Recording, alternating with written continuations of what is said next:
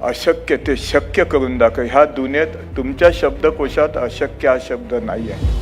देवेंद्रजी मुख्यमंत्री असताना त्याचं सुरुवात केली आणि काम पुढं गेलं. मध्ये परत सरकार बदललं, दुसरं सरकार आलं, त्याच्यामध्ये थोडे स्पीड ब्रेकर आले.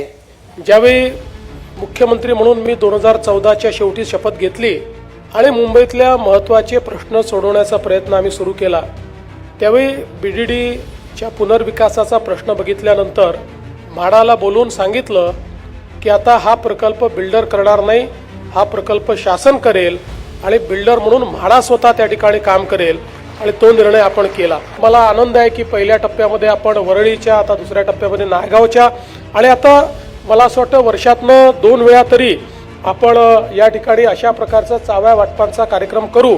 आपण हे ठरवलं आहे की 2029 पर्यंत 100% सगळ्या घरांच्या चाव्या या आपल्याला त्या ठिकाणी द्यायच्या आहेत. मुंबईतल्या सामान्य माणसामुळे ही मुंबई आहे. या मुंबईची संस्कृती जपणारा हा मुंबईकर आहे. त्यामुळे या मुंबईकराला या मुंबईतच घर द्यायचं